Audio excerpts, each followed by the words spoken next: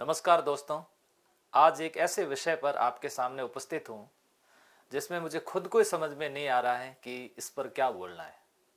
कल से लगातार विद्यार्थियों के कमेंट आ रहे हैं कि सर पेपर जो लीक हो रहे हैं इसके ऊपर आप कुछ बोलिए। देखिए, मैं पहले भी ऐसे इसके बारे में कई बार बोल भी चुका हूँ। आज फिर आपके सामने बोलने के लिए उपस्थित हुआ हूँ।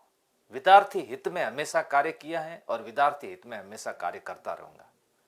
जब इसकी जानकारी मुझे मिली, मुझे भी किसी विद्यार्थी के माध्यम से इसका पता चला। उस दिन हमारे डाइट में कोई कार्यक्रम था और मैं उस कार्यक्रम में व्यस्त था, मैंने मोबाइल नहीं देखा। तब एक विद्यार्थी मेरे पास में आता है और बोलता है, सर आपको पता चला कि आज क्या घटना घटित हुई? मैंने कहा नहीं। उन्होंने कहा कि एक बस पकड़ी गई और उस बस के अंदर 46 विद्यार्थियों को पेपर सॉल्व करवा रहे थे। शर्म की बात है, बहुत बड़ी शर्म की बात है। एक विद्यार्थी के सपनों को तुमने मार दिया। न केवल आपने एक विद्यार्थी के सपनों को मारा है, बल्कि तुमने उस माँ बाप के सपने को भी मार दिया, उस बहन के सपने को भी मार दिया तुमने, और उस पत्नी के सपने को भी मार दिया तुमने। बेशर्मी की भी वास्तव में हद होती है। काम करने के लिए दूसरे बहुत सारे कार्य पड़े हैं। अगर किसी को पैसे कमाना है तो पैसे हम दूसरे तरीके से भी कमा सकते हैं, लेकिन आखिर ये रास्ता क्यों? एक माँ बाप बड़ी उम्मीद के साथ अपने लाडलों को और लाडलियों को इसलिए तैयारी करवाते हैं कि उनका ग्रेड में सिलेक्शन होगा, चाहे वो फर्स्ट ग्रेड हो या सेकंड ग्रेड हो। मुझे पता है, जब मैंने तैयारी की थी सेकंड ग्रेड की, 2008 में विज्ञप्ति आई थी, 9 में उसका एग्जाम नहीं हुआ, 10 के अंदर एग्जाम हुआ, 11 के अंदर मुझे ज्वाइनिंग मिली थी। 8 से लेकर के 11 तक मेरे पेरेंट्स हैं, उन्होंने इंतजार किया कि जो मेरा बेटा है इसका सेकंड ग्रेड के अंदर सिलेक्शन होगा। और जब एग्जाम हो और उसी दिन मेरे पिताजी को अगर पता चल जाए कि बेटे ने जो 3-4 साल से जो तैयारी की है उसका पेपर आउट हो चुका है, मैं तो फिर भी कोशिश कर सकता हूं कि अगले पेपर के लिए तैयारी करूं, लेकिन पेरेंट्स पे क्या बीतेगी? तुम लोग नरक में जाओगे वास्तव में। इसके अलावा तुम्हारे पास में कोई जगह नहीं। लोग कहते हैं कि इसके लिए सरकार कुछ भी नहीं कर रही है। आखिर सरकार क्या करे? मुझे एक बात बताओ, सरकार क्या करेगी इसके ऐसे लोगों के लिए, जब सरकार में बैठे हुए लोग ही ऐसा कार्य कर रहे हैं? उन लोगों का खुद का जमीर मर चुका है, उन लोगों की खुद की नियति मर चुकी है। वे लोग क्या करेंगे? मुझे समझ में नहीं आएगी। वे सरकार के सिस्टम का हिस्सा बनकर के ऐसा कर रहे हैं। बड़ी शर्म की बात है। तुम अपने बेटों को और बेटियों को मुंह कैसे दिखाओगे? क्या तुम अपने बेटे को मुंह दिखाने लायक रहोगे? क्या तुम अपने बेटे को बेटी को कहोगे कि तुम सरकारी नौकरी की तैयारी करो और तैयारी करके पेपर दे करके पास हो? क्या तुम कहोगे? बड़ी अजीब दास्तान है, सोचता हूं। और खास बात यह है कि पढ़ने को न्यूज़पेपर के अंदर मिल रहा है कि ऐसी बसें और भी चली थी। तो बसें ऐसी और चली है तो स्कॉर्पियो कितनी चली होगी, फॉर्च्यूनर कितनी चली होगी। सरकार ने सेट लागू किया, अभी देखा होगा। सेट क्यों लेकर के आए? सेट इसलिए लेके आए कि इस नकल प्रकरण को रोका जाए। प्री एग्जाम क्यों करवा रही है सरकार? प्री एग्जाम सरकार इसलिए करवा रही कि इस प्रकरण को रोका जाए। सरकार ने अपने स्तर पे बहुत सारे प्रयास किए।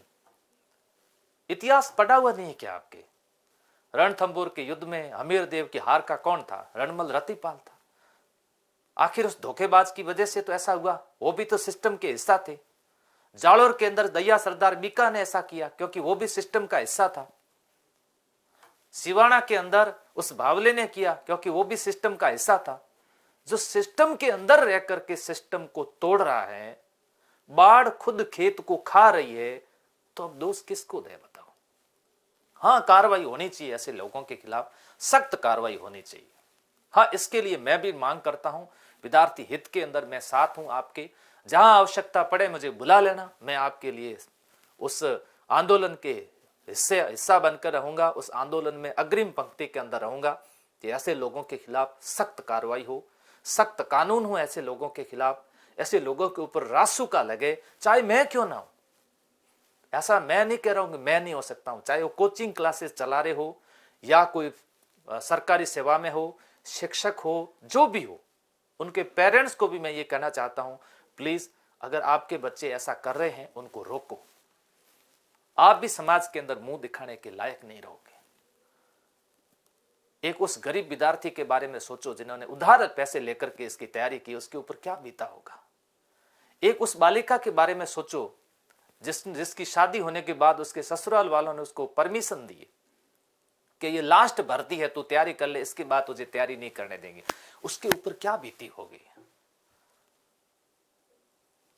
उसका दुख कौन समझ सकता है। तुम लोगों ने करोड़ों में पेपर खरीद करके मजे कर दिए और फिर कल तुम्हारी जमानत हो जाएगी। तुम धमकियां भी दे सकते हो किसी को, अगर कोई ज्यादा बोला तो उसको यह भी कह सकते हो मैं तुम्हारी धमकियां से डरने वाला नहीं हूं। लेकिन ध्यान रहे, ये कार्य जो भी कर रहे हैं बहुत गलत कर रहे हैं। प्यारे विद्यार्थियों, आप लोग हिम्मत मत हारिएगा।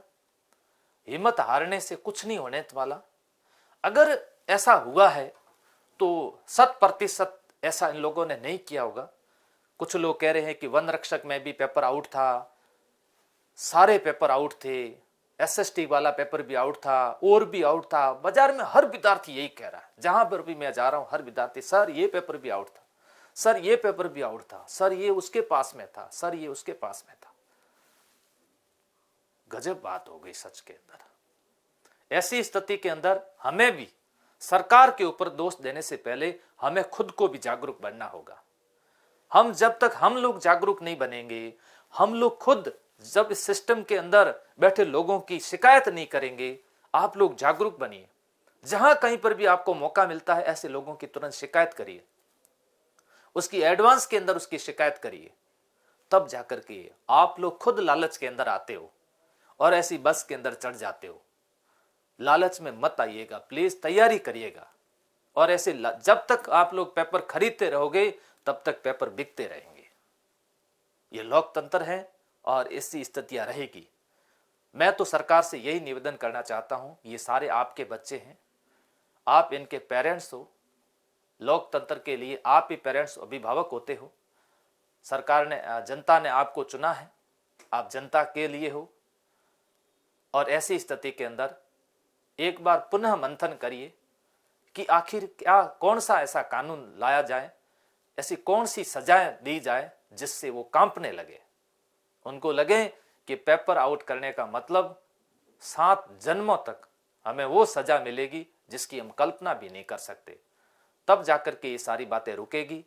नहीं तो ये जो मैं मानता हूं कि ये जो पेपर आउट वाला जो मुद्दा है बहुत संगीन मुद्दा है। इस मुद्दे पर बोलना भी वास्तव में शब्द नहीं है कि मैं इसके ऊपर क्या बोलूं। मोटिवेट तो कर नहीं सकता, लेकिन इतना जरूर कहूंगा, हिम्मत रखें। एक बार आप लोग संभलें।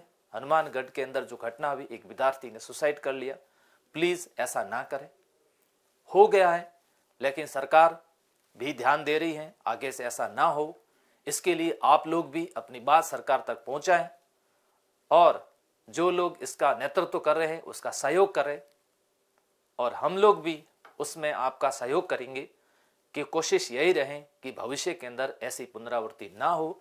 क्योंकि आगे शिक्षक भर्ती 3य श्रेणी के फरवरी के अंदर परीक्षाएं हैं, वहां अगर ऐसा हो जाता है, मैं देख रहा हूं 7-7, 8-8 महीने हो गए विद्यार्थी कितनी तैयारी कर रहे हैं, लड़कियां कितनी तैयारी कर रही है, लगातार आना, टेस्ट देना, निरंतर तैयारी कर रही है, और उस दिन पता चल जाए कि आज पेपर आउट हो गया।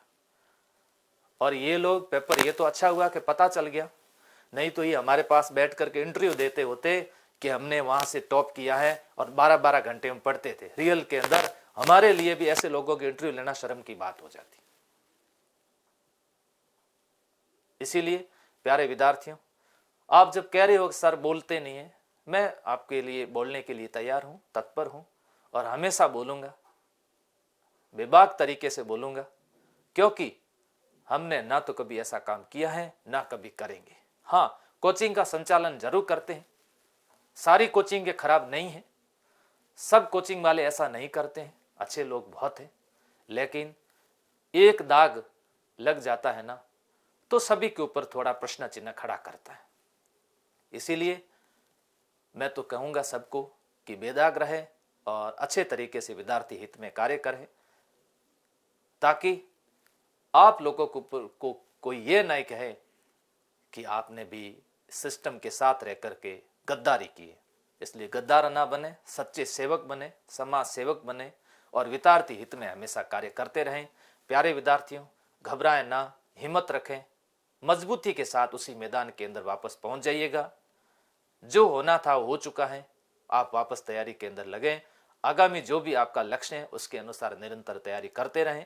आपको लक्ष्य अवश्य मिलेगा, आपको सफलता अवश्य मिलेगी। ऐसी ही मेरी आप सभी को शुभकामनाएं। जय हिंद, जय भारत।